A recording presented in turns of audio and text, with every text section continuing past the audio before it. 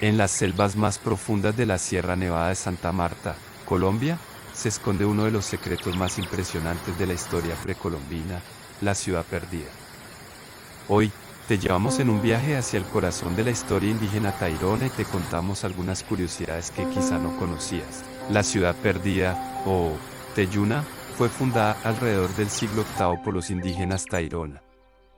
Pero, lo que hace tan fascinante a este sitio no es solo su antigüedad, sino el misterio que lo rodeó por siglos.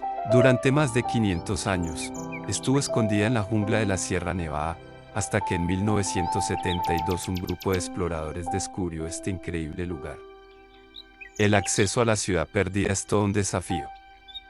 Para llegar, debes recorrer un exigente sendero de 4 a 6 días a través de la selva, cruzando ríos y subiendo montañas. No es para los débiles de corazón.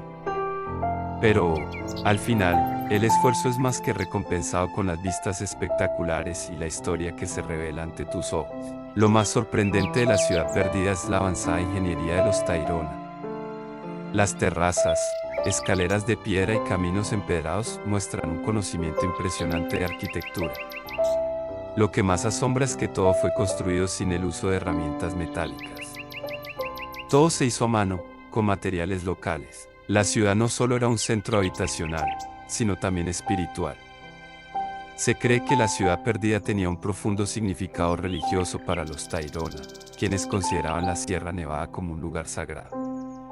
Aún hoy, los descendientes de esta cultura, los Kogis, mantienen una conexión espiritual con el sitio. No solo la historia es fascinante, la biodiversidad alrededor de la ciudad perdida es impresionante.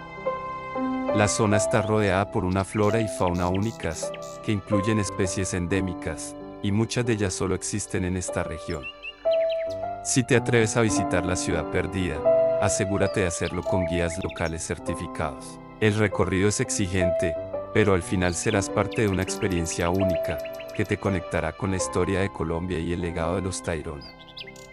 La ciudad perdida no es solo un destino turístico, es una ventana a un pasado olvidado que sigue siendo parte del presente. Un recordatorio de que la historia de Colombia sigue viva, y que la aventura está esperando para quienes estén dispuestos a buscarla.